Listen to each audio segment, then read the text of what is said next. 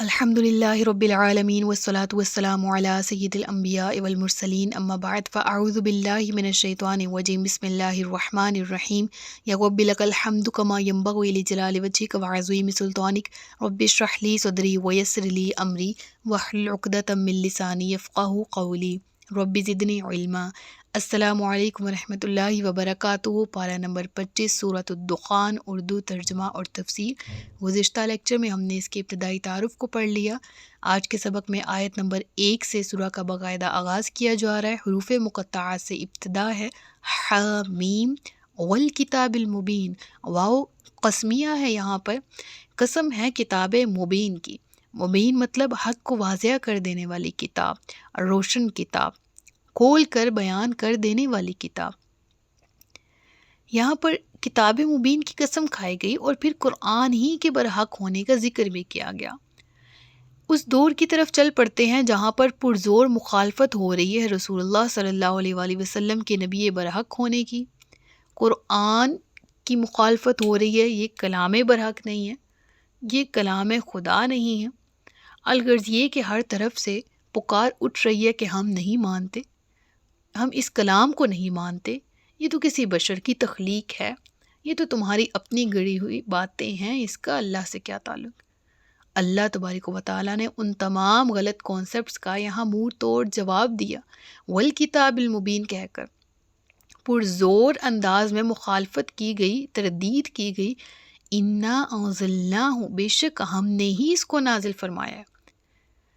یعنی یہاں پر ذکر ہوا کہ ہم نے اس قرآن کو نازل کیا جو بڑی خیر اور برکت والی رات میں نازل ہوا ہے۔ اب رات کون سی ہے؟ فی لیلۃ مبارکہ،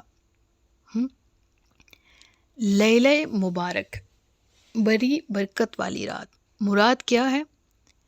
اس سے متعلق تو دو قول ہیں۔ سب سے پہلے راجح اور قوی ترین قول آپ کی خدمت میں رکھتی ہوں، حضرت ابن عباس سے، حضرت قتادہ سے، اور اکثر مفسرین کی رائے یہ ہے کہ یہاں لیلہ مبارکہ سے مراد لیلۃ القدر ہے، کیونکہ سورۃ القدر میں اس کی وضاحت کر دی گئی ہے۔ یہاں پر ذکر ہے نا، انا انزلناہ فی لیلۃ مبارکۃ، بے شک ہم نے اس قرآن کو مبارک رات میں نازل کیا۔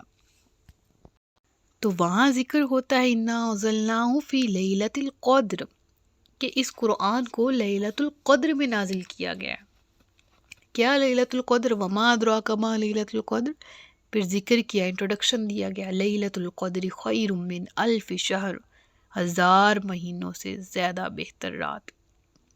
تنزل الملائکۃ والروح فیہا، اس رات فرشتے نازل ہوتے ہیں زمین پر، اور والروح، اور حضرت جبرائیل امین بھی نازل ہوتے ہیں، بِإِذْنِ ربہم، اپنے رب کے حکم سے، من کل امر سلام ہی حتی مطلع الفجر، ایسی بابرکت رات کہ جو صبح صادق تک، مطلع آفتاب تک رہتی ہے بابرکت ہر شخص کے لیے۔ رمضان المبارک کی آخری عشرہ کی طاق راتوں میں اس کو تلاش کرنے کا ہمیں حکم دیا گیا ہے۔ اس سمیت اس کی بہت سی فضیلتیں ہیں۔ دوسرا قول پڑھ لیتے ہیں، حضرت اکرمہ سے ایک روایت ہمیں ملتی ہے، اور اسی کی مناسبت سے ایک جماعت کا یہ خیال ہے کہ یہاں مراد 15 شعبان کی رات تھی، لیکن پہلا قول صحیح ترین ہے۔ دیکھیں، شعبان المعظم، نصف شعبان کی رات کی فضیلت کی اگر بات کریں تو اس پر بھی ہمیں احادیث ملتی ہیں۔ ڈیٹیلڈ لیکچر ہمارے پاس گزر چکا ہے، اور اس کا لنک میں ڈسکرپشن میں بھی دے دوں گی اور اوپر ببل میں بھی ڈال دوں گی۔ اس لیکچر کو ذرا تسلی اور غور سے ٹھنڈے دماغ سے سنیے گا، ٹھیک ہے؟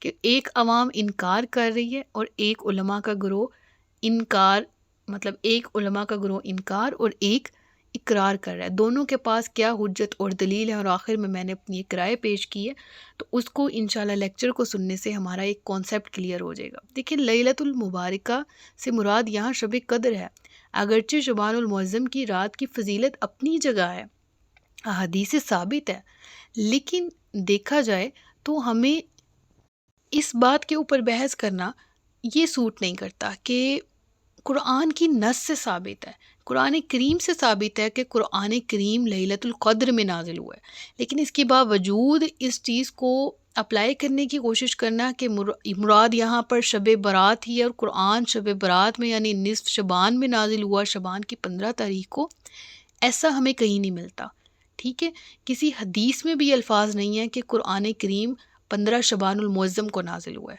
ٹھیک ہے۔ تو یہاں لیلۃ مبارکہ سے مراد لیلۃ القدر ہے کہ قرآن کے نزول کا ذکر بھی موجود ہے سورۃ القدر کے اندر، تو اس سے متعلق ہمیں بحث نہیں کرنی۔ ہاں، راتوں کی فضیلت کے بارے میں بات کریں تو ہمیں لیلۃ القدر کی فضیلت پر قطعی طور پر احادیث ملتی ہیں، اور ہمیں اس کی فضیلت پر قرآن سے نصوص بھی ملتی ہیں۔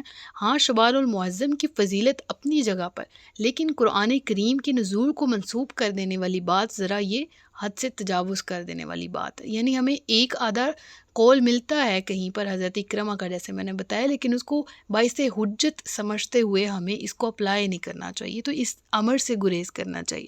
باقی شعبان المعظم کی جو نصف شعبان کی رات ہے، اس کی بھی فضیلت کے متعلق حضرت عائشہ سے بھی ایک مروی حدیث ہے کہ اللہ کے نبی فرماتے ہیں کہ اس رات اللہ تبارک و تعالیٰ قبیلہ بنو کلب کی بکریوں سے کے اوپر جو بال ہیں ان سے زیادہ لوگوں کی بخشش کرتا ہے، اور ہمیں بھی بخشش طلب کرنی چاہیے۔ تو بے شک فضیلت والی رات ہے، توبہ اور استغفار میں گزارنی چاہیے، اور اس سے متعلق بہت سی اور بھی احادیث ہیں، انشاءاللہ اس پر لیکچر کور کیا گیا ہے، تو وہ اس کو ٹائم نکال کے سن لیجئے گا۔ بہرحال اللہ فرماتا ہے کہ اس رات یہ لیلۃ القدر میں قرآن کا نزول ہوا، پلس کیا ہوا؟ فیہا یفرق کل امر حکیم، اس رات میں ہر حکمت والا کام بانٹ دیا جاتا ہے۔ امرم من عندنا، کام بھی رب العالمین فرماتا ہے ہمارے حکم سے ہی، انا کننا مرسلین، بے شک ہم ہی بھیجنے والے ہیں۔ تو مراد یہاں پر کیا ہے کہ رب العالمین فرماتا ہے کہ نزول کتاب کی حکمت کیا ہے؟ رب العالمین فرماتا ہے کہ سب سے پہلے بات کہ ہم نے اس قرآن کو نازل کیا کیونکہ ہم اس کے ذریعے ڈرانے والے ہیں۔ ہماری شان یہ ہے کہ ہم آنے والے مصائب و علام سے بر وقت آگاہ کر دیا کرتے ہیں تاکہ جو ان سے بچنا چاہے وہ اپنا بچاؤ کر لے، کیا کہ جھٹلانے کا وبال کیا ہے، اور جو اقرار کرے تو پھر وہ اپنے ہی بھلے کو اقرار کرنے والا ہے، دنیا بھی سنور جائے گی، آخرت بھی۔ اور پھر ذکر ہوتا ہے کہ اس رات میں اور کون سے کام کیے جاتے ہیں۔ بتایا جا رہا ہے کہ بابرکت رات میں ملائکہ، وہ فرشتے جو عالم تکوین میں مختلف فرائض کی انجام دہی کے لیے متعین ہیں، سال بھر کے لیے ان کو ان کے متعلقہ فرائض کے بارے میں تفصیلاً بتا دیا جاتا ہے، ٹھیک ہے، یہاں پر وہ مراد ہے۔ اور اللہ فرماتا ہے یہ فیصلے بھی میری بارگاہ اقدس و جلالت سے صادر ہوتے ہیں، اور جو فیصلہ ہماری بارگاہ سے صادر ہوگا یقیناً وہ خیر و برکت کا ہوگا، عدل و احسان کا آئینہ دار ہوگا۔ لہٰذا رب العالمین فرماتا ہے اس مبارک رات میں جو فیصلے کیے جاتے ہیں ان کی عظمت شان کے اظہار کے لیے یہاں پر اسپیشل ذکر ہوا امرم من عندنا، اس کے الفاظ کا اضافہ کیا گیا۔ اس کے بعد ذکر ہوتا ہے رحمتم من ربک انہ هو السمیع العلیم، تمہارے رب کی طرف سے رحمت ہے، بے شک اللہ سننے والا اور جاننے والا ہے۔ پھر ذکر ہوتا ہے رب السماوات والارض وما بینہما ان کنتم موقنین لا الہ الا هو یحیی ویمیت ربکم ورب آبائکم الاولین۔ اللہ تبارک و تعالیٰ فرما رہا ہے وہ رب العالمین ہے کہ جس کی وسعتیں، بلندیوں، پستیوں، ہر چیز کو اپنے دامن میں سمیٹے ہوئے ہیں۔ وہ رب العالمین ہے کہ جو تمام عالمین کا پیدا کرنے والا ہے۔ رب العالمین نے فرمایا کہ میں ہر چیز کا پروردگار ہوں، ہر چیز کا حقیقی علم رکھنے والا ہوں، اور کسی بندے کو زیب تک نہیں دیتا کہ وہ اس پروردگار کے بارے میں، اس کی شان عظمت کے بارے میں چون و چرا تک کر سکے، اور یہ کفار بڑے دھڑلے سے انکار کرتے ہیں۔ اللہ نے فرمایا ان کنتم موقنین، کفار کو متنبہ کیا جا رہا ہے کہ زبان سے تو تم بھی اعتراف کرتے ہو کہ زمین و آسمان کا خالق اور مالک اللہ ہے، اگر تمہارے دل بھی اس بات کو مانتے تو پھر تمہیں اور کسی چیز کا غم نہیں تھا، لیکن تم دل سے اقرار کرنے والوں میں سے نہیں ہو۔ ہاں، اصل میں پوچھو کہ اللہ کون ہے، زمین و آسمان کس نے بنائے، تو ضرور کہیں گے اللہ نے۔ تو پھر اس اللہ کی طرف سے یہ کلام کا نزول ہوا ہے، یہ ہم نہیں مانتے۔ اللہ نے اس نبی برحق کو بھیجا ہے تاکہ تمہیں ڈرائیں، تمہارے لیے بشیر، تمہارے لیے نذیر بنا کر، ہم نہیں مانتے۔ تو اللہ فرماتا ہے کہ ان کنتم موقنین، اگر ہو تم یقین کرنے والے تو ذرا دیکھو تمہارے ارد گرد نشانیاں کتنی۔ وہ اللہ ہے کہ جس کے سوا کوئی دوسرا الہ نہیں، یحیی و یمیت، وہ زندگی دیتا ہے اور وہی موت دیتا ہے. تمہارا بھی رب ہے اور تمہارے آبا کا بھی رب ہے. بل ہم فی شک یلعبون، بلکہ وہ کافر شک میں پڑے کھیل رہے ہیں. تو تم اس دن کے منتظر رہو جب آسمان ایک ظاہر دھواں لائے گا جو لوگوں کو ڈھانپ لے گا. یہ ایک دردناک عذاب ہے. اچھا، یہاں پر قیامت کے دن کے احوال کا ذکر ہے، قرب قیامت کا، اور وہ جو منظر ہوگا اس کی لکیر کھینچی گئی. ہمارے ہاں اسپیشلی عوام کا یہ ایک کہہ لیں کہ مسئلہ ہے کہ ہم قرآن و حدیث سے تو دور ہیں ہی، لیکن جس طرح سے کوئی افواہ اڑائی جاتی ہے ہم اس کا شکار تو ہوتے ہی ہوتے ہیں، لیکن اس کے پھیلانے میں بھی ہم پیش ہوتے ہیں. سب سے آگے ہمارا نام ہو، ہماری پوسٹ ہو، ہماری پوسٹ کا مونوگرام ہو، ٹھیک ہے، واٹر مارک ہو، جی ہم بس پیش ہوں. بات کی تصدیق کرنی نہ کرنی وہ ہم نے چیک نہیں کرنا. آج سے تقریباً 3-4 سال پہلے کی بات ہے، اور تب یہ ایک طرح سے افواہ اڑی تھی. پاکستان میں اسموک کا بڑا ایشو تھا، ایک وائرس آیا ہوا تھا، بارشیں نہیں ہو رہی تھی تو سردیاں تھی، دھند کا موسم تھا، تو وہ فوگ وغیرہ مل کے مکسچر ہوا جو ہے وہ تبدیلی اور تغیر کا شکار ہو گئی. آنکھوں میں وہ دھواں سا پڑتا تھا، تو اس کو تشبیہ دی جانے لگی ہے. سورۃ دخان میں اس کا ذکر ہے، ٹھیک ہے، اور جی قیامت آنے لگی ہے.